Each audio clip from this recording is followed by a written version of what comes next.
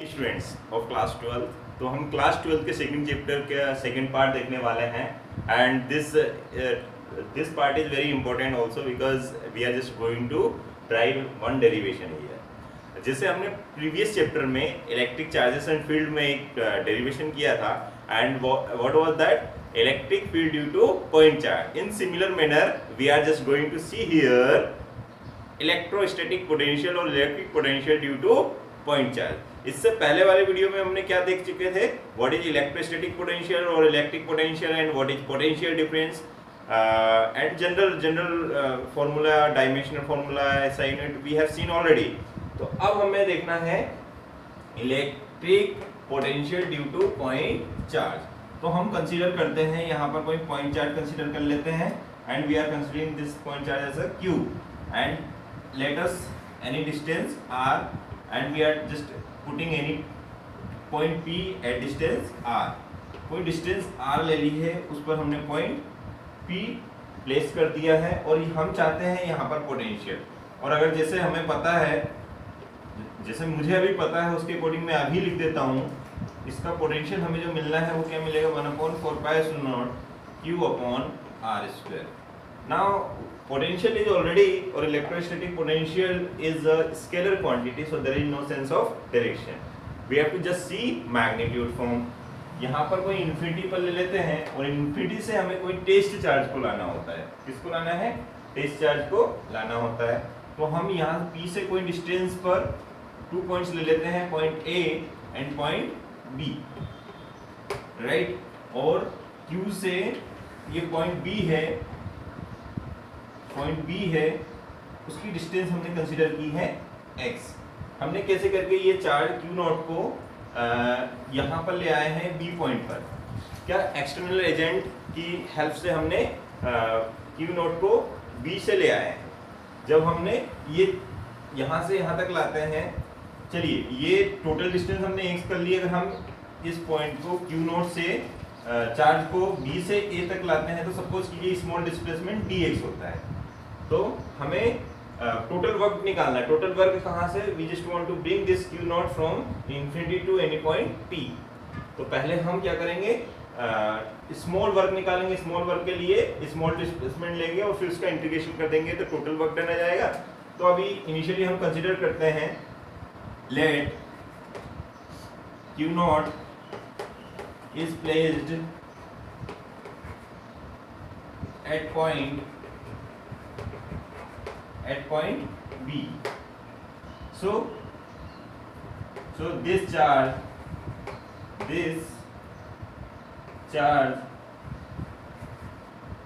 will experience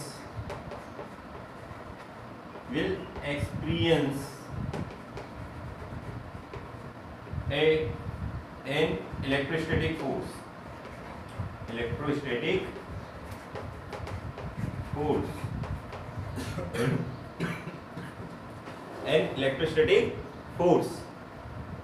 electrostatic force क्या है?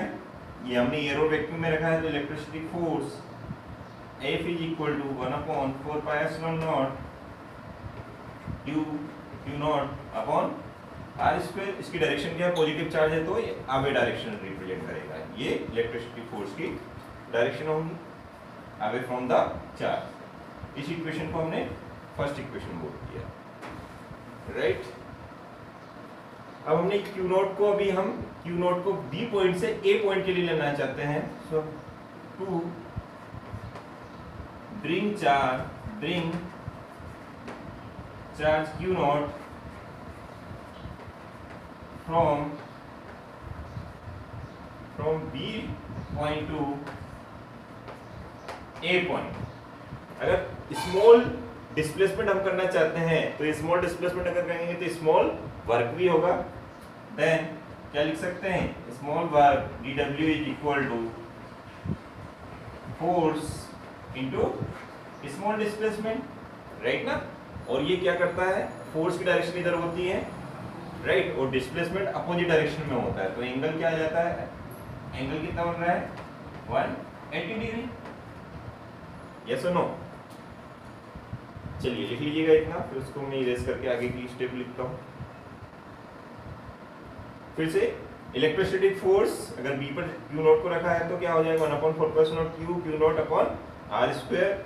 अगर हम ये बी से कोई पॉइंट ए पर लाते हैं अपोजिट ऑफ इलेक्ट्रोस्टैटिक फोर्स तो एंगल कितना बनना है 180 डिग्री बन जाएगा और फोर्स का वर्क डन क्या होगा स्मॉल डिस्प्लेसमेंट के लिए स्मॉल होगा तो small work done is equal to force small displacement cos 180 degree और cos 180 डिग्री की वैल्यू कितनी होती है चलिए मैं इसको इरेज करके बता देता हूँ। cos 180 डिग्री इज लिख लेते हैं dw is f dx minus 1 तो ये क्या बन जाएगा माइनस एफ dx राइट। अब ये तो हमने स्मॉल डिस्प्लेसमेंट के लिए की है बट हमारा मेन मोटो क्या है we just want to bring this Q naught from infinity. अभी ये हम सपोज करते हैं इन्फिनिटी के लिए अगर स्मॉल के लिए हम निकल गए हैं और फाइनल निकालना है तो हम क्या करते हैं लिमिट लगा देते हैं। So now total work done to bring test charge Q naught from infinity to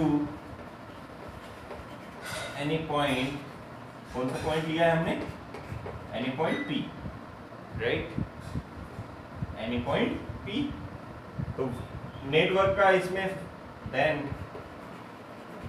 by equation integration का ये तो बेनिफिट है then by equation first dw minus f dx taking integration both side दोनों side हमने integration किया तो ये 0 से w तक करना चाहते हैं राइट और इसको एक स्टेप को लिखते हैं तो f कांस्टेंट रहेगा तो माइनस 1/4πε0 ओके और q ये क्या आ जाना है कांस्टेंट है बचा क्या 1/x² dx इसकी लिमिट है कहाँ से कहाँ तक ला रहे हैं इन्फिनिटी टू p और p हमारा यहाँ पर क्या है r है चलिए यहाँ तक लिखा। देखिए इसका क्या होगा इंटीग्रेशन करेंगे तो w आएगा और अपर लिमिट w माइनस 0 तो ओवरऑल क्या जाएगा work done w is equal to minus q upon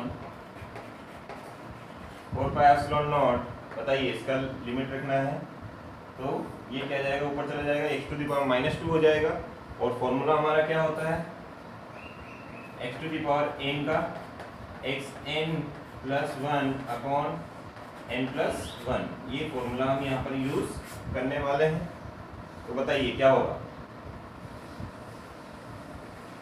-2+1 आ जाएगा और लिमिट आ जाएंगी p क्या है एक्चुअली p तक की डिस्टेंस हमने क्या कंसीडर की है r और ये क्या है इन्फिनिटी।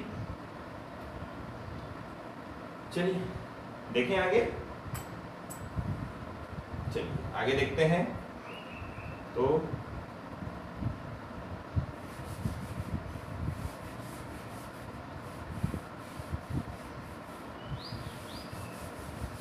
मुझे क्या मिल जाता है W वर्क डन मिला वर्क डन में क्या मिला था -q/4πε0 ये तो चल ही रहा था हमारा राइट ना और ये आ गया था x⁻−1 और यहाँ -1 रहेगा। लिमिट रखिएगा यहाँ लिमिट क्या है r और यहाँ पे क्या है इन्फिनिटी तो एक स्टेप और आगे बढ़ाते हैं तो ये क्या हो जाएगा -q/4πε0 ये -q/4πε0 x के प्लेस पर क्या जाना है r आ जाएगा r-1 और ये -1 तो -1 रहेगा और इन्फिनिटी का तो ओवरऑल 1/∞ आ जाएगा और 1/∞ क्या होता है 0 होता है तो वो स्टेप तो कैंसिल ही हो जाएंगे तो वर्क डन क्या आ जाएगा माइनस माइनस कैंसिल होकर ये प्लस हो जाएंगे तो ये क्या हो जाएगा 1/4πε0। अच्छा एक क्यू नॉट ऑलरेडी चल रहा है एक क्यू नॉट हमने पहली वाली स्टेप में भी लगा लीजिएगा तो q naught right q naught 4πε0 और ये क्या बचा 1/r इसकी प्रीवियस स्टेप में भी आप जरूर लगा लीजिए ठीक है। तो ये क्या मिल जाएगा हमें वर्क डन मिल जाएगा, राइट। इसको इक्वेशन को हम सेकंड इक्वेशन बोल देते हैं। ओके, वर्क डन मिल गया। तो अब हमें क्या चाहिए, पोटेंशियल डिफरेंस। तो डेफिनेशन क्या है, now according to definition of potential,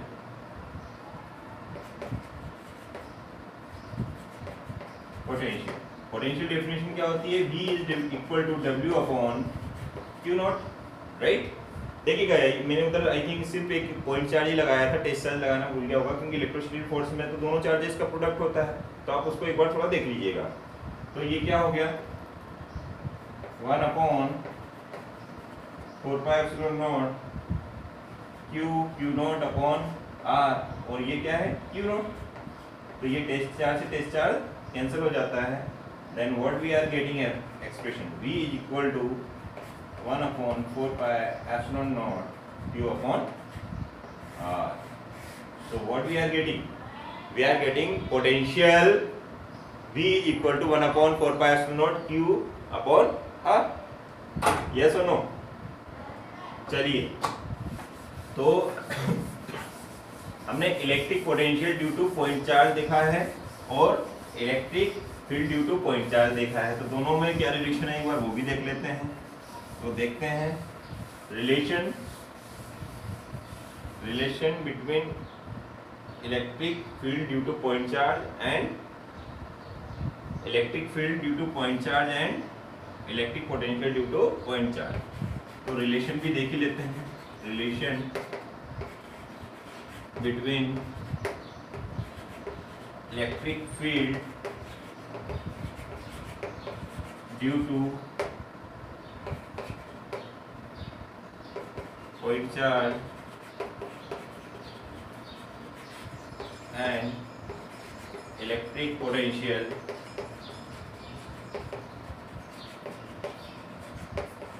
due to point charge, right।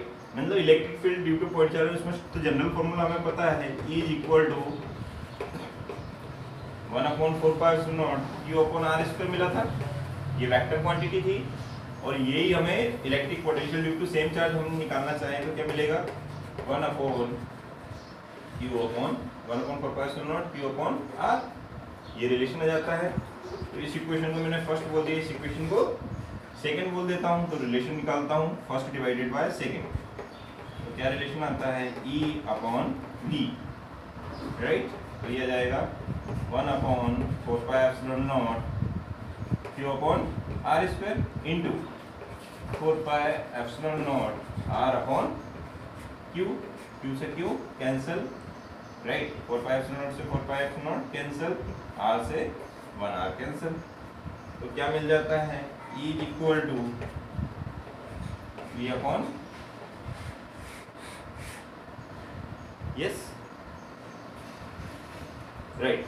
और इसको हम इस टाइप से लिख सकते हैं, E is equal to minus dV upon dr। It means what, this ratio is decreasing when electric field means this ratio is just opposite of electric field. Okay, इसको हम पोटेंशियल ग्रेडियंट भी बोलते हैं। क्या बोलते हैं, this potential gradient is just increasing when electric field is decreasing और electric field increasing, so this gradient is opposite of this. So you understood this relation? This relation is also very important. E is equal to V upon R और E is equal to minus dV upon dr। या इसी को आप क्या लिख सकते हैं, लिख लीजिए यहाँ तक, फिर आगे थोड़ा स्टेप बढ़ाते हैं हम।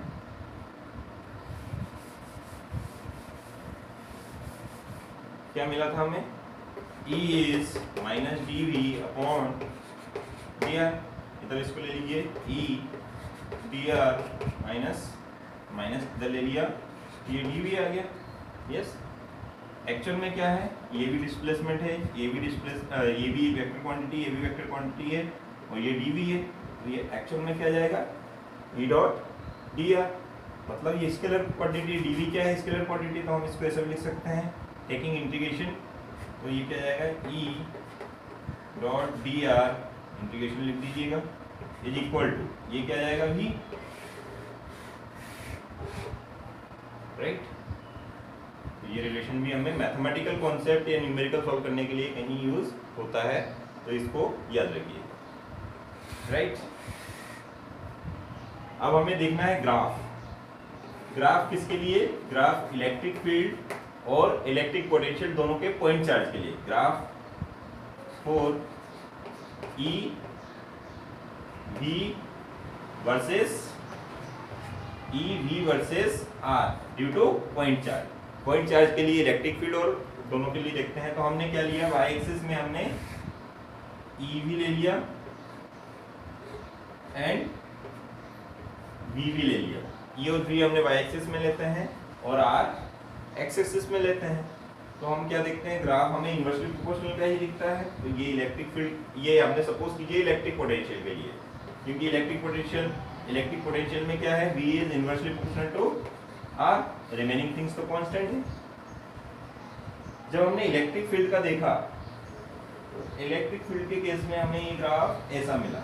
ये किसके लिए है, E is inversely proportional to R square, inversely proportional to R square के लिए है और ये इन्वर्सली प्रोपोर्शनल टू R है। यहाँ पर एक पॉइंट ऐसा मिल रहा है, ये क्या होना चाहिए, ये पॉइंट एक ऐसा मिल रहा है जिसकी वैल्यू कितनी है, R equal to 1 metre. 1 metre जब हमें मिलेगा या इसकी यूनिट सेम मिलेगी, तो 1 के प्लेस पर हमें E is equal to V मिलेगा। क्यों मिलेगा, क्योंकि R 1 की वैल्यू V वही होगी और 1 के स्क्वायर की वैल्यू भी वही होगी, तो ये यहाँ पर क्रॉस करेगा। तो ओवरऑल ये जो डाउन साइड वाली लाइन है, ये किसके लिए है, इलेक्ट्रिक फील्ड के लिए। ये वाला किसके लिए है, इलेक्ट्रिक पोटेंशियल के लिए। ये इलेक्ट्रिक पोटेंशियल एक बार देखिएगा, ये वाला किसके लिए है, इलेक्ट्रिक पोटेंशियल के लिए, राइट ना। और ये वाला किसके लिए है, इलेक्ट्रिक फील्ड के लिए। ये V और ये E। I hope you understood this all important concept. So for next concept, next derivation, I will see you in next video. So till now, if you didn't subscribe my channel, so please do subscribe. So whatever new video, whatever things I will teach you in coming videos, so you can get notification. Thank you.